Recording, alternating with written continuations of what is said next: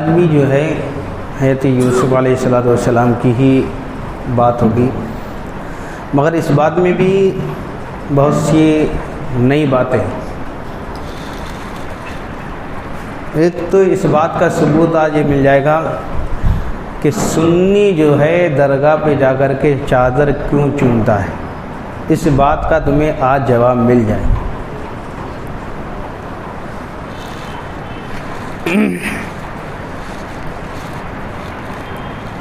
یا بنی اذهبوا فتحسسوا من یوسف واخیہ ولا تیأسوا من روح اللہ، اے بیٹو جاؤ یوسف اور اس کے بھائی کا سراغ لگاؤ، ولا تیأسوا من روح اللہ، اور اللہ کی رحمت سے مایوس نہ ہو، انہ لا یئس من روح اللہ الا القوم الکافرون، بے شک اللہ کی رحمت سے نا امید نہیں ہوتے مگر کافر لوگ۔ یہاں پر یہ بات تو صاف ظاہر ہوتی ہے کہ کافر نا امید ہو سکتا ہے مگر مومن نہیں ہوتا۔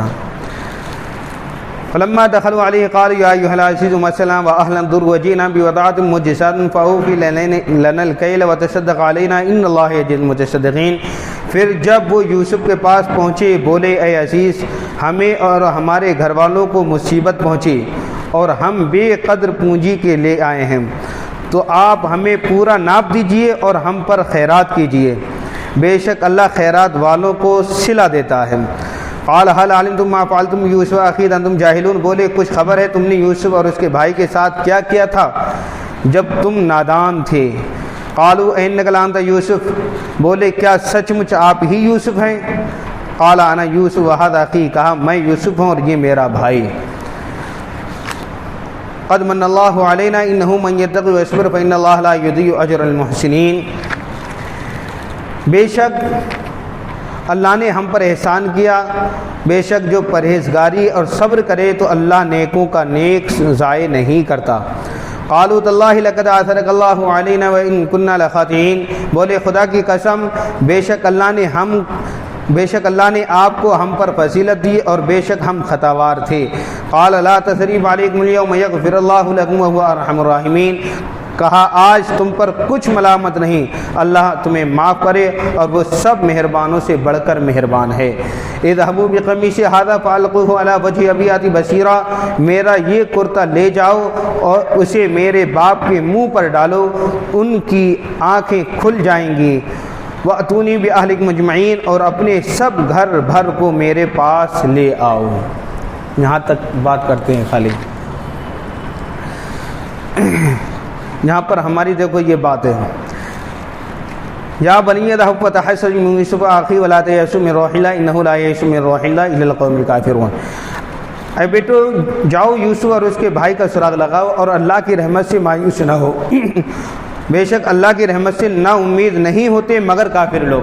یہاں پر ایک چیز یہ سمجھ لو، لا تقنطوا من رحمت اللہ، اللہ کی رحمت سے نا امید ہونا یہ کفر ہے، اور جو اللہ کی رحمت کو نہیں مانتا وہ کافروں میں سے ہو جاتا ہے، کیونکہ یہ صاف ظاہر ہے کہ نا امیدی کفر ہے، اور اللہ کی رحمت کا تو ہر وقت طلبگار رہنا چاہیے مومن بندے کو۔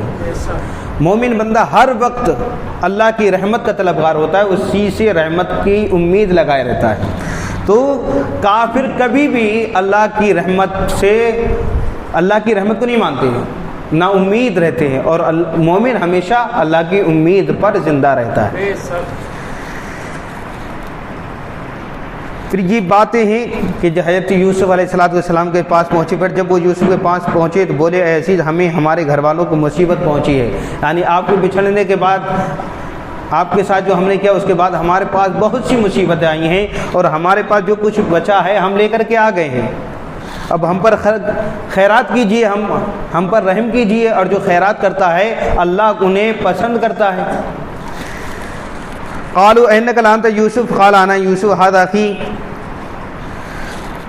بولے سچ مچ آپ ہی یوسف ہیں، یعنی حضرت یوسف علیہ السلام کو جب ان کے بھائیوں نے جب بیچا تھا تو بہت چھوٹے تھے، مگر جب ملاقات ہوئی ہے تو آپ کی شادی ہو چکی تھی، بچے وغیرہ بھی ہو چکے تھے، تو نہیں پہچان پائے تھے، تو کہا آپ ہی سچ مچ میں یوسف ہیں؟ تو کہا قال انا یوسف ھذا اخی، کہ میں یوسف ہوں اور یہ میرا بھائی۔ آپ کے بھائی تھے بنیامین نام تھا ان کا، کیا نام تھا؟ بنیامین۔ کہا یہ میرا بھائی ہے، بے شک اللہ نے ہم پر احسان کیا، اور بے شک جو پرہیزگاری اور صبر کرے تو اللہ نیکوں کا نیک بولتے ہیں اس کا بدلہ ضائع نہیں کرتا۔ یعنی جو تم بھی نیک کرو گے، صبر کرو گے، شکر کرو گے تو اللہ نیکوں کا کبھی بھی بدلہ ضائع نہیں کرتا ہے، انہیں ان کا بدلہ دے کر کے رہتا ہے۔ صبر کا بھی بدلہ دے گا، شکر کا بھی بدلہ وہ عطا فرمائے گا۔ بولے خدا کی قسم بے شک اللہ نے آپ کو ہم پر فضیلت دی، اور بے شک تمام بھائیوں کو جو ہے، تمام بھائیوں پر حضرت یوسف علیہ السلام کو فضیلت دی تھی۔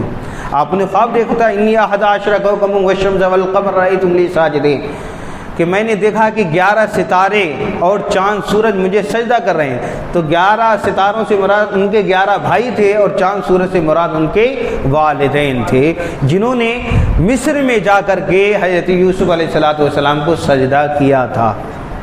آپ کی امت میں سجدہ تعظیمی کرنا جائز تھا، اور اس امت میں سجدہ تعظیمی جائز نہیں ہے۔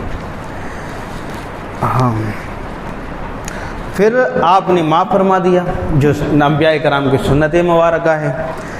قال لا تثریب علیکم اليوم، کہ آج تم پر کوئی بھی ملامت نہیں ہے، کوئی تم پر سختی زبردستی نہیں ہے۔ یغفر اللہ لکم وہو ارحم الراحمین، اللہ تمہیں معاف کرے اور وہ سب مہربانوں سے بڑھ کر ہے۔ یعنی جو تم نے غلطیاں کی ہیں میں معاف کر رہا ہوں، اور اللہ بھی تمہیں معاف کرے، اور اللہ وہ ہے جو بہت ہی زیادہ مہربان ہے، رحم کرنے والا ہے۔ اب یہ حالات جو یذهبوا بقمیص ھذا فالقوه علی وجہ ابیۃ بصیرہ، اس آیت کا پس منظر یہ ہے کہ آپ کے والد تھے حضرت یعقوب علیہ السلام، آپ کی جدائی میں اتنا روئے تھے کہ آپ کی آنکھیں دکھ آئی تھیں، اندھے ہو گئے تھے، نابینا ہو گئے تھے۔ بس ایک ہی فراق تھی کہ میرا یوسف، سمجھے؟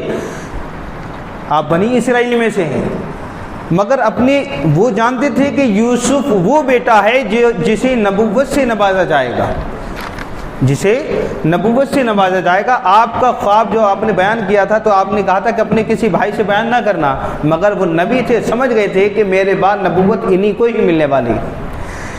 تو جدائی میں بہت ہی زیادہ روئے تھی۔ تب آپ نے کہا اپنے بھائیوں سے اپنا کرتا، جبہ قمیص کہتے ہیں کرتے کو، جبے کو، کہا اذهبوا بقمیصی، لے جاؤ یہ میرا کرتا، فالقوه علی وجہی، تو اس کو ڈالو ان کے چہرے پر۔ کس پر ڈالو؟ چہرے پر۔ ابیۃ بصیرہ، تو ان کی آنکھیں کھل جائیں گی۔ وَأْتُونِي بِأَهْلِكُمْ مَجْمَعِينَ، اور اپنے گھر بھر کو میرے پاس لے آؤ۔ یعنی یہاں سے جاؤ اور یہ کرتا لے کر کے جاؤ، یہ کرتا لے کر کے جاؤ، اور یہ کرتے کو میرے والد حضرت یعقوب علیہ السلام کے چہرے پر ڈالو گے تو جیسے ہی ڈالو گے ان کی جو بینائی جا چکی ہے، آنکھیں بند ہو چکی ہیں، اس کرتے سے ان کی بینائی واپس آ جائے گی۔ جب ان کے بھائیوں نے یہ کرتا لے جا کر کے اپنے والد کے حضرت یعقوب علیہ السلام کے چہرے مبارک پر ڈالا ہے تو کرتے کی وجہ سے، کرتے کی برکت سے ان کی آنکھیں واپس آ گئیں، اور کہا یہ تو اس کرتے میں سے میرے بیٹے یوسف کی خوشبو آتی ہے، بیٹے کی خوشبو آتی ہے۔ اب یہاں سے یہ بات ثابت کرتا ہوں میں جو میں نے کہا تھا کہ جب حضرت یوسف نے کہا کہ اس کرتے کو لے کر کے آ جاؤ، جبکہ کرتا کیا کوئی دوا ہے، کوئی گولی ہے، کوئی جڑی بوٹی ہے، کچھ نہیں، مگر وہ کرتا نبی کے جسم سے لگا ہوا تھا۔ کس سے لگا ہوا تھا؟ نبی کے جسم سے لگا ہوا تھا۔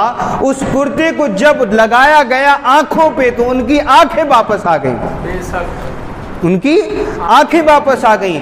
ایسے ہی کہ اگر کوئی سنی عالم، اگر سنی مومن بندہ کسی مزار کی چادر کو چوم کر کے آنکھوں پہ ملتا ہے تو یہ نہیں کہ اس کی عبادت کرتا ہے، بلکہ اس لیے چومتا ہے یہ اللہ کا خاص بندہ ہے۔